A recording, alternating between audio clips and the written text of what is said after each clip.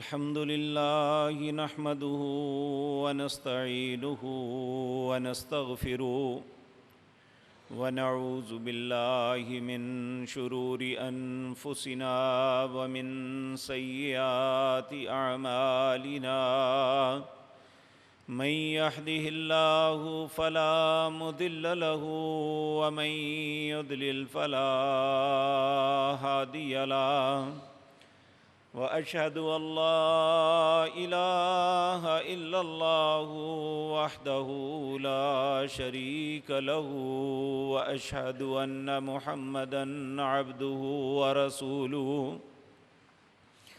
أما بعد فإن خير الحديث كتاب الله وخير الهدي هدي محمد صلى الله عليه وسلم وشر الأمور محدثاتها وكل محدثة بدعة وكل بدعة ضلالة وكل ضلالة في النار رب اشرح لي صدري ويسر لي أمري واحلل عقدة من لساني يفقهوا قولي اللهم انفعنا بما علمتنا وعلمنا ما ينفعنا وزدنا علما ربي أوزعني أن أشكر نعمتك التي أنعمت علي وعلى والدي وأن أعمل صالحا ترضاه وأصلح لي في ذريتي إني تبت إليك وإني من المسلمين أعوذ بالله السميع العليم من الشيطان الرجيم بسم الله الرحمن الرحيم والله أخرجكم من بطون أمهاتكم لا تعلمون شيئا وجعل لكم السمع والأبصار والأفئدة لعلكم تشكرون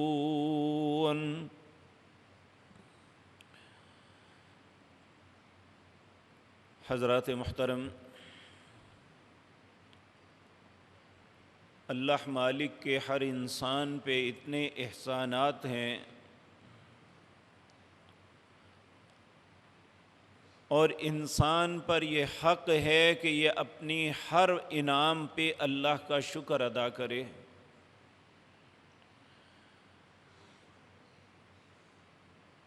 جو آیت میں نے آپ کے سامنے تلاوت کی ہے، اس میں اللہ ایک ایسی بات کا احساس دلا رہے ہیں کہ شاید میں نے یا آپ نے اپنی زندگی میں کبھی سوچا بھی نہیں ہوگا۔ اللہ رب العزت ہمیں فرما رہے ہیں واللہ اخرجکم من بطون امہاتکم۔ اللہ وہ ذات پاک ہے جس نے ماں کے پیٹ میں سے تمہیں نکالا، لا تعلمون شیئا، جس وقت تمہیں نکالا تم کچھ بھی نہیں جانتے تھے۔ سب سے پہلی جو 3 نعمتیں ہیں، ہم صرف ان کا شکر ادا کرنے کے لیے ساری زندگی سجدے میں پڑے رہے، تو اللہ کی ان نعمتوں کا حق ادا نہیں ہو سکتا۔ اللہ فرماتے ہیں وَجَعَلَ لَكُمُ السَّمْعَ وَالْأَبْصَارَ وَالْأَفْئِدَةَ، میں نے تمہیں کان دیے ہیں، سنو۔ اگر کوئی آدمی سننے قوت سماعت سے محروم ہوتا ہے، اور آپ جانتے ہیں کہ اگر کوئی آدمی وہ بہروں کی بولی نہیں جانتا، ان کے طریقہ کار، ان کے اشارات کو نہ سمجھتا ہے نہ سمجھا سکتا ہے، تو چاہے وہ اس کا بیٹا یا بیٹی کیوں نہیں، ان دونوں کے لیے وقت گزارنا، بات کرنا، ساتھ رہنا ایک اذیت اور کربناک معاملہ بن جاتا ہے۔ تو یہ کتنا اللہ کا احسان ہے کہ ہمیں بھی سننے کی قوت عطا کی ہے، اور ہمیں، ہمارے متعلقین کو بھی ان کی بات ہم سن سکتے ہیں اور ہماری بات وہ سن سکتے ہیں۔ والابصار،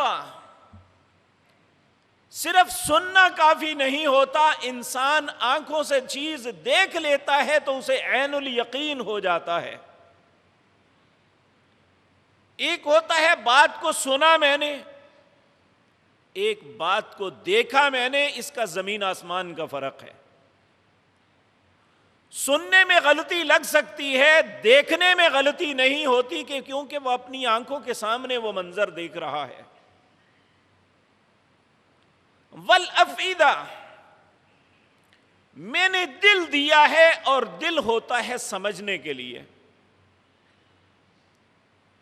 ایک تو دل کا کام انسان کو زندگی دینا، اس کی دھڑکنوں کی وجہ سے، اس کی پمپنگ کی وجہ سے انسان کی زندگی اور اس کی بقا ہوتی ہے، اور دوسرا انسان کو فہم اور سمجھ دیتا ہے۔ یہ دل چاہے جانور کا کیوں نہیں، اس کے اندر بھی یہ حس ہے کہ وہ اسے گائیڈ کرتا ہے کہ یہ کرو اور یہ نہ کرو۔ اب بے شمار جانور ہیں، اللہ نے ہر جانور کا غذا کھانا الگ رکھا ہے۔ آپ ایک ایسے جانور کے سامنے ایسا چارہ ڈالتے ہیں جو اس کا نہیں ہے،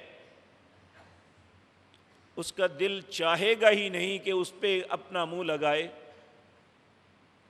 تو انسان کو تو اللہ نے وہ فہم عطا کیا ہے اس کے دل کے اندر کہ یہ بھلائی اور نیکی اس کو الگ الگ کر سکتا ہے۔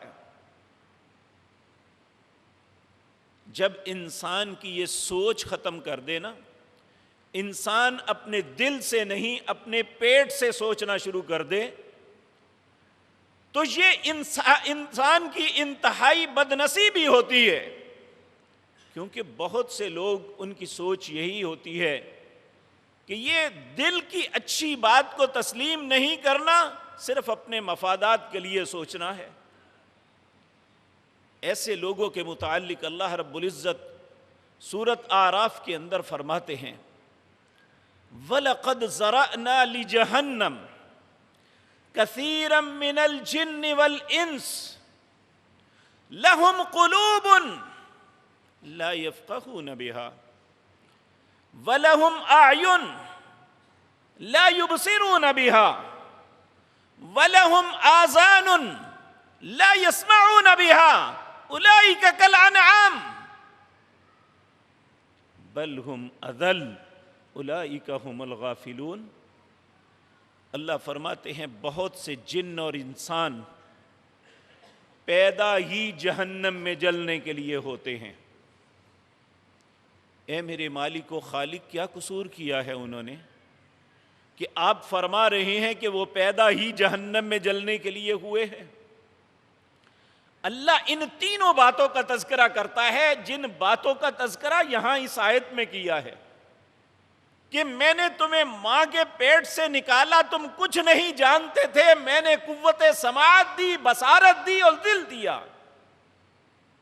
اور یہاں اللہ کہتے ہیں یہ تینوں چیزیں تو موجود ہیں، لہم قلوب، اس لیے وہ جہنم کا ایندھن ہے، لہم قلوب، ان کا دل تو ہے، لا یفقہون بہا، وہ سمجھتے نہیں ہیں، وَلَهُمْ أَعْيُنٌ، میں نے آنکھیں تو دی ہیں، لا يُبْصِرُونَ بِهَا، وہ دیکھتے نہیں ہیں۔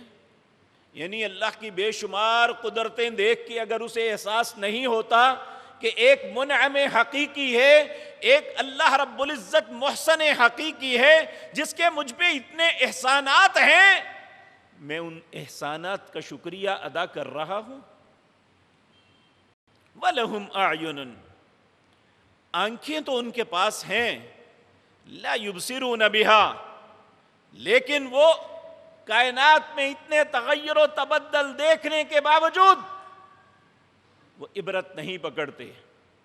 لا یبصرون بہا، ان کا دیکھا نہ دیکھا ایک برابر ہے، وہ دیکھتے ہی نہیں ہیں.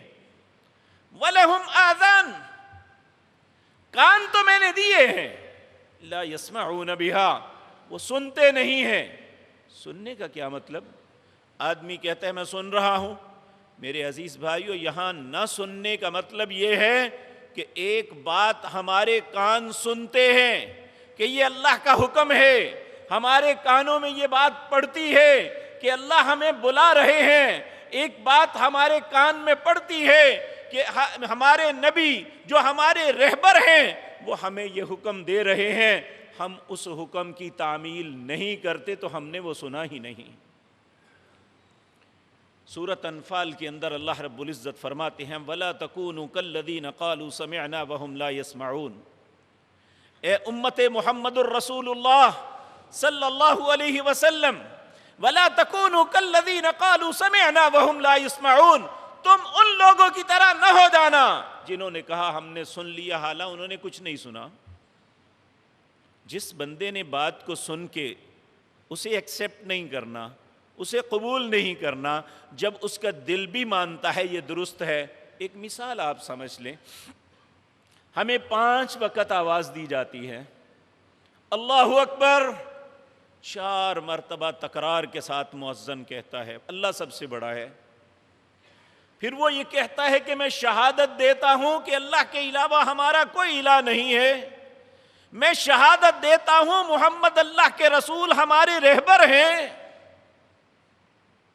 یہ ساری بات کرنے کے بعد وہ کیا کہتا ہے؟ حی علی الصلاۃ، لوگوں نماز کے لیے آ جاؤ. حی علی الفلاح، تمہاری کامیابی اس میں ہے، آ جاؤ. میں اور آپ روزانہ آواز سنتے ہیں اور مسلمان بھی کہلاتے ہیں، اللہ کو رب بھی مانتے ہیں، اس کے رسول کو رہبر بھی تسلیم کرتے ہیں. ہم میں سے کتنے لوگ ہیں جو اس وقت آواز پہ لبیک کہتے ہیں؟ اللہ نے کان اس لیے دیے تھے کہ جب میرا حکم آئے، میرے رسول کا حکم آئے، تو اللہ نے اپنے بندوں کے متعلق کہا کہ میں صرف یہ دیکھنا چاہتا ہوں کہ وہ ان کی زبان سے یہ 2 بات نکلے، سمعنا و اطعنا. ہم نے سن لیا، اب فرما برداری کریں گے. سن کے نافرمانی کرنا یہ تو یہودیوں کا طرز عمل تھا، اس لیے اللہ نے انہیں ناشکرا کہا. شکر یہ ہے کہ جب ہم نے بات کو سنا، جب ہم نے ایک چیز کو دیکھ لیا، جب ہمارے دل نے اس بات کو قبول کر لیا کہ اللہ ہے اور وہ ہمارا رب ہے، ہمیں پیدا کرنے والا ہے، ساری نعمتیں اسی کی عطا کرتا ہے. آپ دیکھیں، اگر اللہ نے آپ کو کوئی علم دیا ہے تو یہ کس کی وجہ سے ملا؟ اگر وہ ہمارے دماغ میں تھوڑا سا نقص ڈال دیتا تو ہم بھی پاگلوں کی طرح سڑکوں پہ پھرتے، کوئی ہم سے ہاتھ ملانے کے لیے تیار نہ ہوتا، کوئی ہم سے بات کرنے کے لیے تیار نہ ہوتا، ہمیں دیکھ کے لوگ اپنا رستہ بدل دیتے.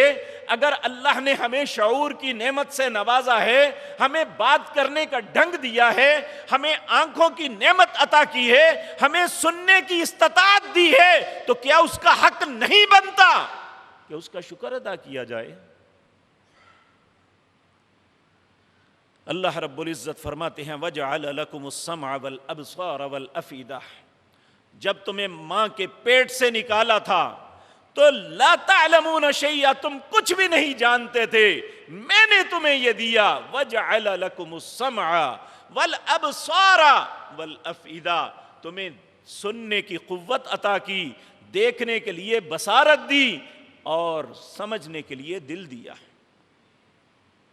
اور اس کی بھلائی کے لیے نبی کریم دعا مانگا کرتے تھے، اللہم عافنی فی بدنی، اللہم عافنی فی سمعی، اللہم عافنی فی بصری، لا الہ الا انت.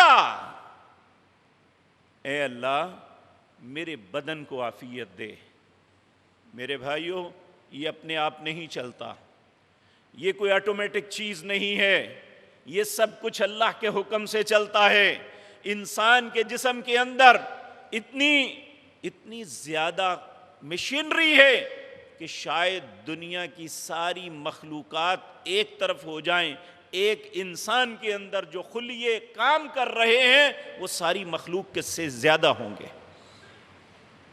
تو میرے عزیز بھائیوں، جس اللہ نے یہ ہر چیز بنائی، آپ دیکھیں بعض لوگ آپ دیکھتے ہیں انہیں فالج ہوا ہے۔ فالج کیا ہوتا ہے؟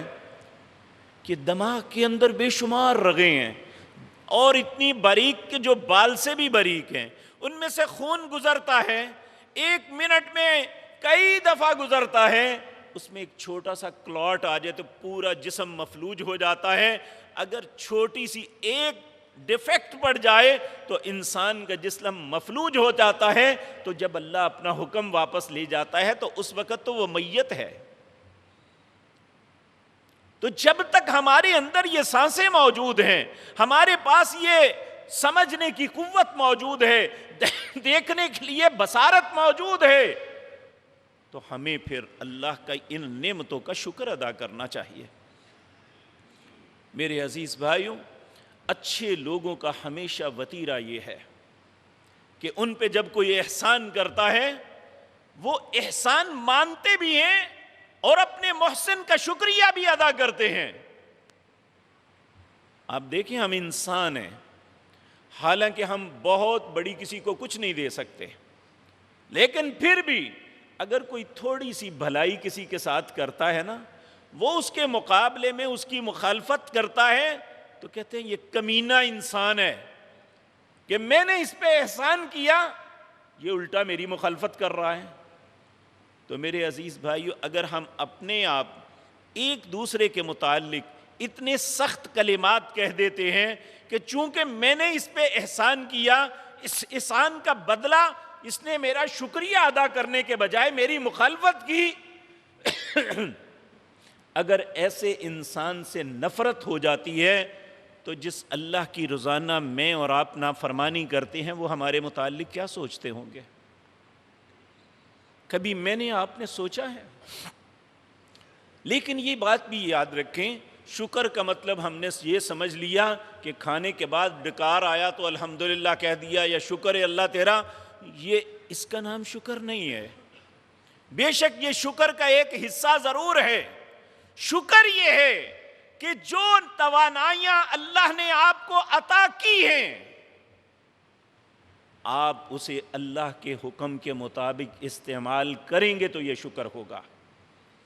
اللہ نے یہ چیز سننے کے لیے دی ہے، اگر میں اس سے غلط چیز سنوں گا تو یہ کفر ہے، کیونکہ اللہ نے کان مجھے اس لیے نہیں دیے تھے کہ میں ایسی چیز کو سنوں، ایسی باتوں کو اپنے کانوں میں ڈالوں جو اللہ نے جسے جائز ہی قرار نہیں دیا۔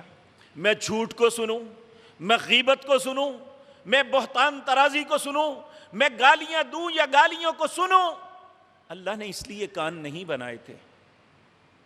یا میں ایسا طرز عمل اختیار کروں کہ لوگ مجھے گالیاں دیں۔ شکر یہ ہے کہ جس کام کے لیے یہ بنے تھے یہ اسی کام پہ لگے۔ اللہ نے اسے بنایا تھا کہ ہم ایک دوسرے کی بات کو سنیں، سمجھیں اور ایک دوسرے کے کام آئیں۔ تو میرے بھائیو، یہ بھی ایک شکر کا طریقہ ہے۔ اللہ نے ہر انسان کو ایک منصب دیا ہے۔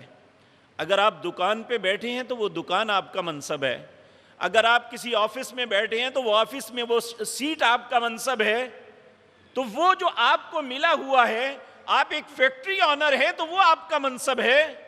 اگر آپ ممبر پہ کھڑے ہیں تو یہ آپ کا منصب ہے، اگر آپ مزدوری کر رہے ہیں تو وہ آپ کا منصب ہے۔ جو بھی اللہ نے آپ کو منصب عطا کیا ہے، وہ چھوٹا ہے یا بڑا، اس منصب کا تقاضا یہ ہے کہ ہم دوسرے کے فائدے کے لیے اسے استعمال کریں تو یہ اللہ کا شکر ہوگا۔ تو جب اسے میں اپنے مفاد کے لیے استعمال کروں گا تو یہ اس منصب کے ساتھ بددیانتی ہے، یہ میں اللہ کی کفر کر رہا ہوں، ناشکری کر رہا ہوں، کیونکہ مجھے اللہ نے یہ اس مقصد سے نہیں دیا تھا۔ کہ میں لوگوں کے سامنے جھوٹ بولوں، لوگوں کو مس گائیڈ کروں اور لوگوں کے سامنے حق کو چھپاؤں؟ اللہ نے یہ منصب اس لیے نہیں دیا تھا۔ یا میں اپنی بڑائی کے لیے کام کروں کہ میں تم سے بڑا ہوں؟ اسی طرح میرے عزیز بھائیو، جہاں جہاں ہم ہیں اللہ نے ہمیں کوئی عزت، منصب، کوئی مقام عطا کیا ہے، اور اس مقام کا تقاضا یہ ہے کہ جس مقصد کے لیے اللہ نے وہ ہمیں عطا کیا ہے۔ یہاں ایک بات ذہن میں رکھیں، قارون کو اگر خزانے ملے تھے، فرعون کو اگر ایک قوت والی حکومت ملی تھی، تو اللہ نے وہاں بھی کہا کہ یہ میں نے دی تھی۔ تو ہم کہاں جائیں گے کہ یہ کہیں کہ میں نے رشوت دے کے لی تھی، یا میں نے اپنی تعلیم کی وجہ سے لی؟ تعلیم کیسے حاصل کی؟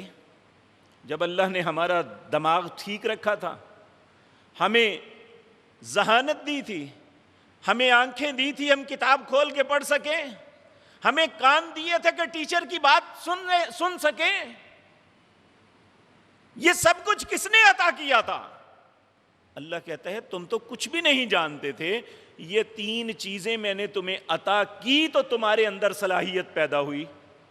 علم آیا تو ان 3 چیزوں کی وجہ سے، بات کو سنا، اسے ایکسیپٹ کیا، اسے دیکھا اور اسے اپنے ذہن میں محفوظ کیا، اور اپنے دل کے ساتھ فیصلہ کر کے اسے استعمال کیا۔ تو اس کو استعمال درست کرنا یہ اللہ کا شکر ہے، اور اسے مس یوز کرنا یہ اللہ کا کفر ہے۔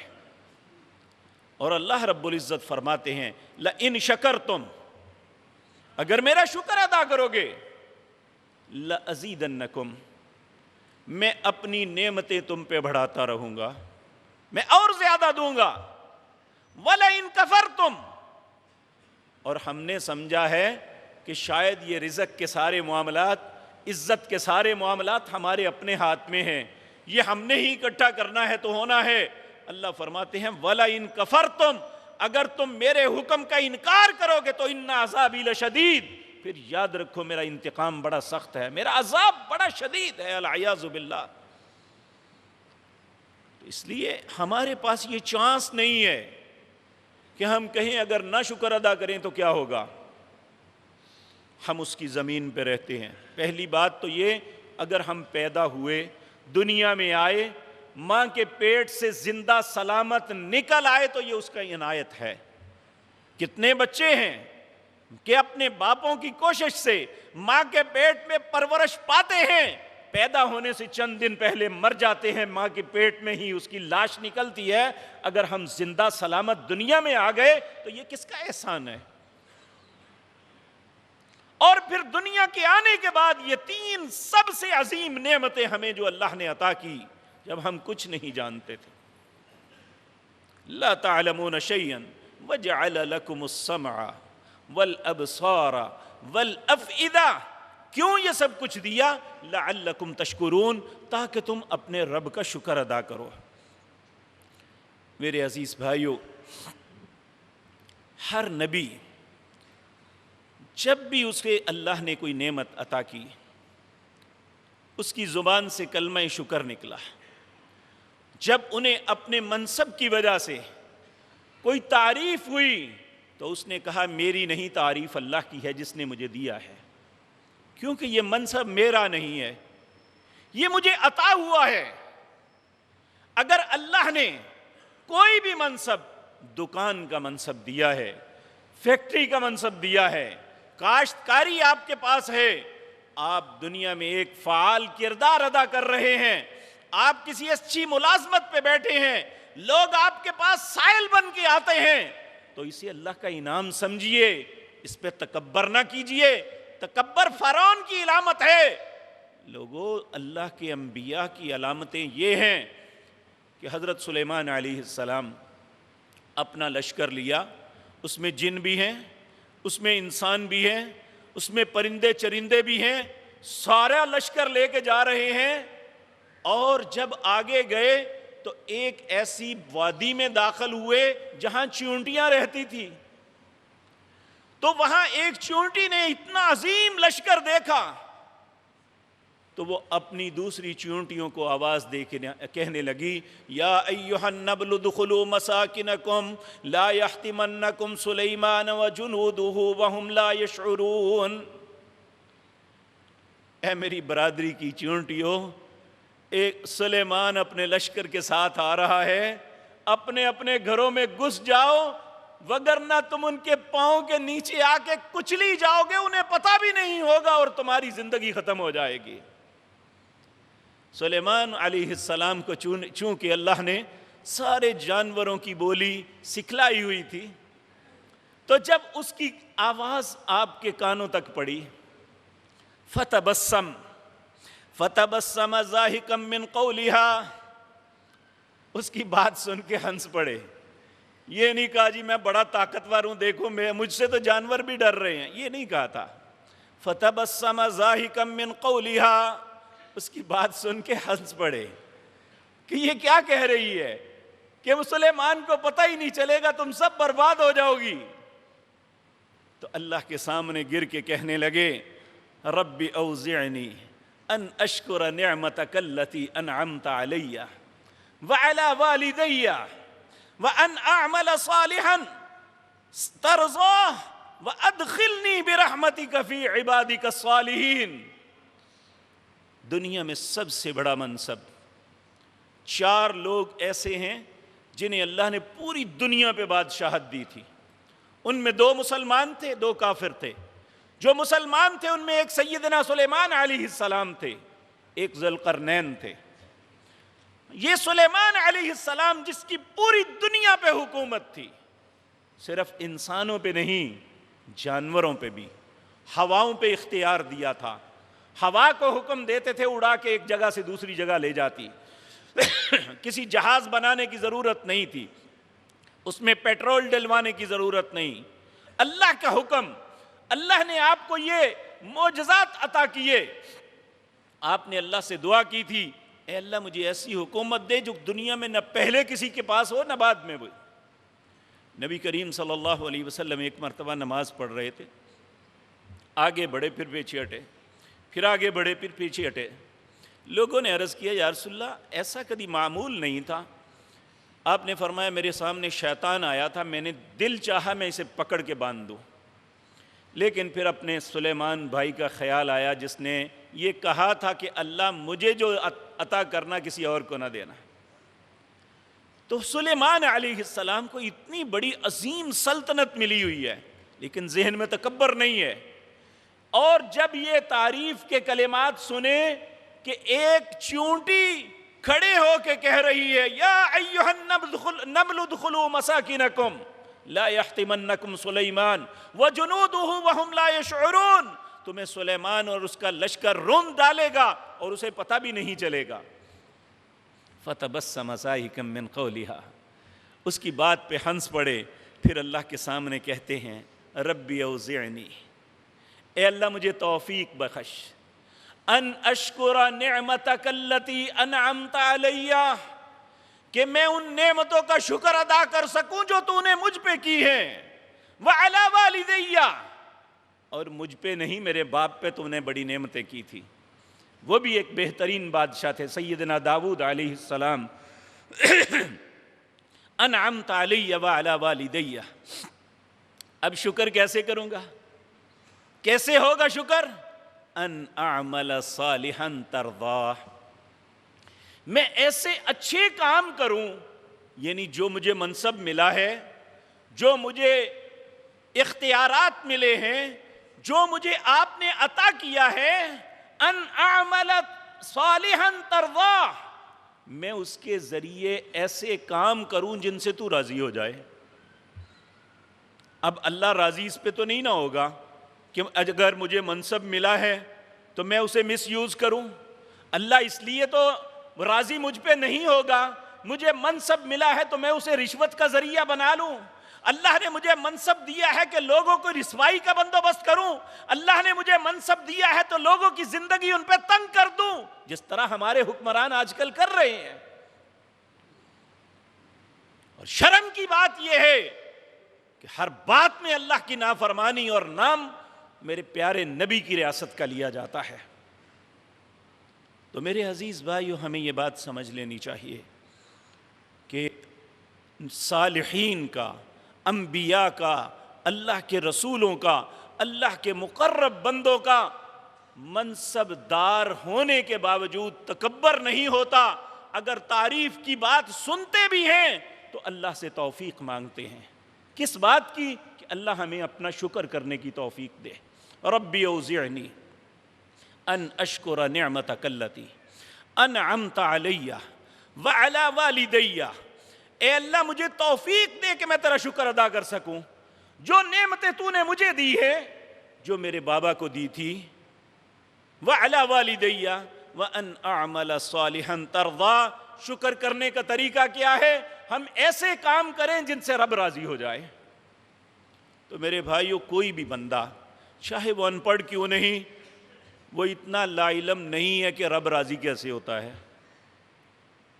آپ اپنے دل سے سوال کر لیں کہ اللہ کیسے راضی ہوتا ہے؟ اللہ سچائی سے راضی ہوتا ہے، اللہ خدمت سے راضی ہوتا ہے، اللہ اپنی عبادت سے راضی ہوتا ہے، اللہ حرام کاری سے، حرام خوری سے بچنے پہ راضی ہوتا ہے۔ ان اعمل صالحا ترضا۔ ہم زندگی کے ہر معاملے میں دوسرے کو اذیت دے کے، دوسرے کو تکلیف میں مبتلا کر کے یہ سمجھے کہ ہمارا رب ہم پہ راضی ہو۔ میرے عزیز بھائیو، ہمیں اپنا رویہ بدلنا ہے۔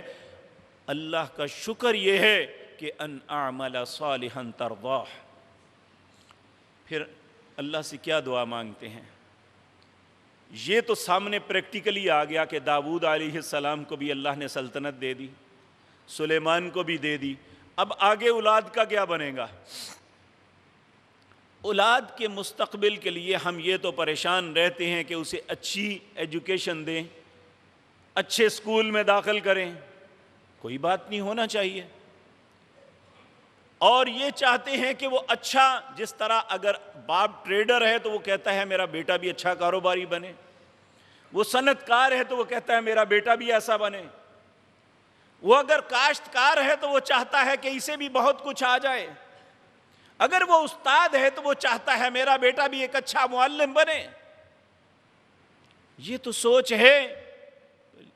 کاش ہماری سوچ یہ بھی بن جائے کہ ہم اپنے بچوں کے متعلق یہ سوچنا شروع کر دیں کہ جس طرح اللہ نے مجھے توفیق بخشی ہے کہ میں اگر اللہ کی نعمت کا شکر ایسے عمل کر کے کرتا ہوں جس سے میرا رب راضی ہوتا ہے، اللہ میری اولاد کو بھی یہ توفیق دے دے۔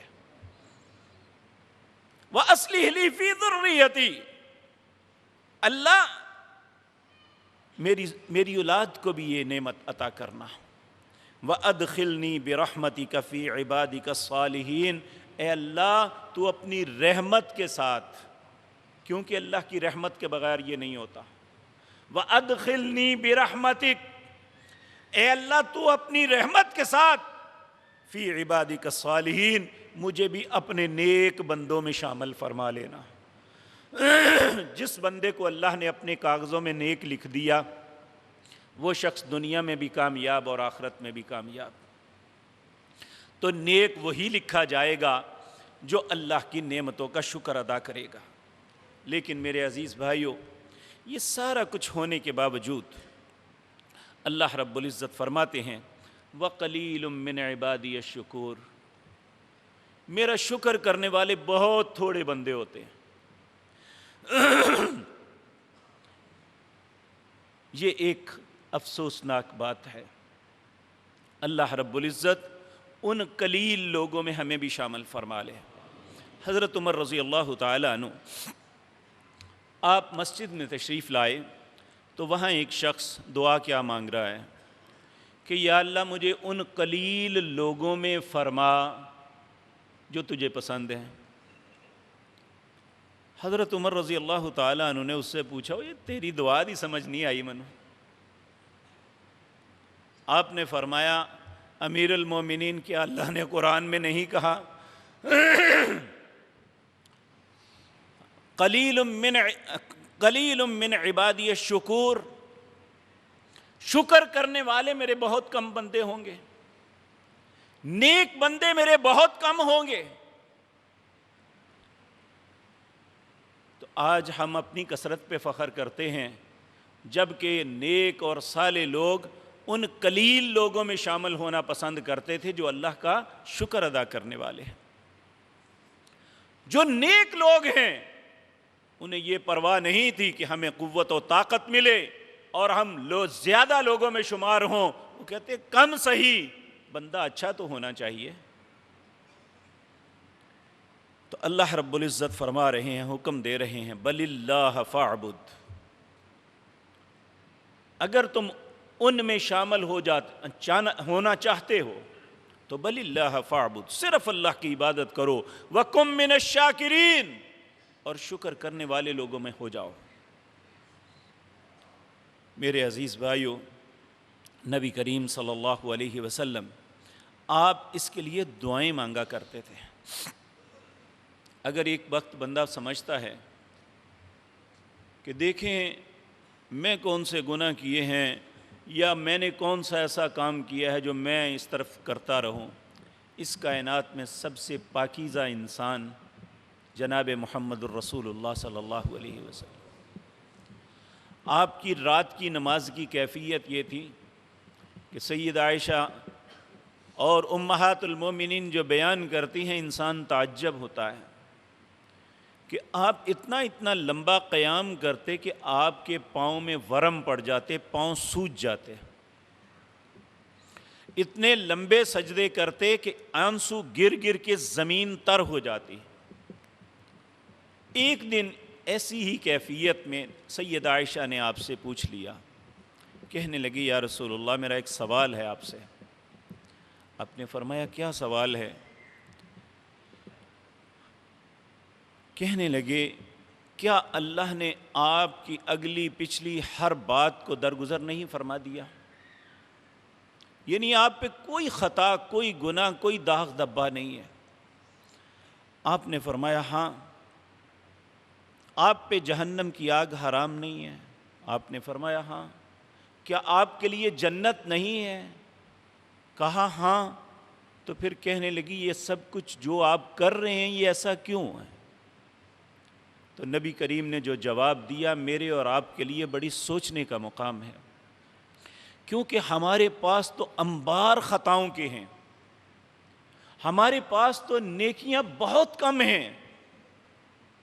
نبی کریم صلی اللہ علیہ وسلم نے سیدہ عائشہ صدیقہ رضی اللہ تعالی عنہا کو جواب دیا، افلا احب ان اکون عبدا شکورا،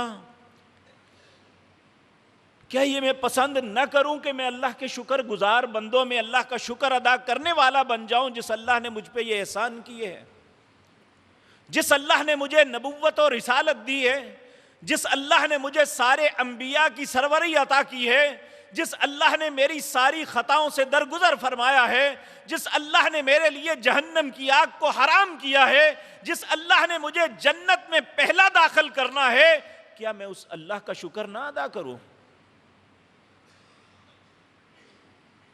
ہمیں تو شکر اس لیے کرنا چاہیے کہ ہم جہنم سے بچ جائیں، تو انہوں نے شکر اس لیے کیا کہ اللہ نے مجھے جنت لکھ دی ہے۔ تو نبی کریم صلی اللہ علیہ وسلم آپ کے ایک صحابی، میں کئی دفعہ یہ بات عرض کر چکا، معاذ بن جبل۔ معاذ بن جبل بڑے خوبصورت صحابی تھے۔ کہتے ہیں جب یہ مسجد میں آتے نا تو لوگ اٹھ کے دیکھتے تھے، حالانکہ روزانہ معمول تھا۔ یہ جتنے خوبصورت تھے اتنا ہی خوبصورت ان کا دل تھا اور اتنا ہی اچھا ان کا فہم تھا۔ ایک دن نبی کریم صلی اللہ علیہ وسلم نے ان کا بازو پکڑ کے کہا، معاذ میں تم سے محبت کرتا ہوں۔ یہاں میں یہ بات عرض کر دوں، ہم جب یہ محبت کی بات ہوتی ہے نا، ہمارے ذہن میں محبت ایک غلیظ کام کی طرف ہمیں لے جاتی ہے، ایک غلط سوچ دیتی ہے، جبکہ اسلام کے اندر یہ محبت نہیں ہے جو ہماری سوچ ہے۔ اسلام کے اندر محبت ایک عبادت ہے، من احب للہ وابغض للہ واعطى للہ ومنع للہ فقد استکمل الایمان. جس نے کسی سے محبت کی تو اللہ کے لیے، یہ کسی کی نیکی کی وجہ سے اس سے محبت کرنا، اس میں برائی کی سوچ نہیں، اس میں مفادات کی سوچ نہیں، صرف اللہ کی رضا کے لیے. من احب للہ وابغض للہ، اگر کسی سے دشمنی رکھی، کسی سے غصہ رکھا تو وہ بھی اللہ کے لیے کہ اللہ کو نہیں پسند، میں بھی نہیں کرتا. وَأَعْطَى لِلَّهِ، کسی کو عطا کیا تو اللہ کے لیے. وَمَنَعَ لِلَّهِ، کسی سے ہاتھ روکا تو اللہ کے لیے. فَقَدْ اسْتَكْمَلَ الْإِيمَانُ، اس نے اپنے ایمان کو مکمل کیا.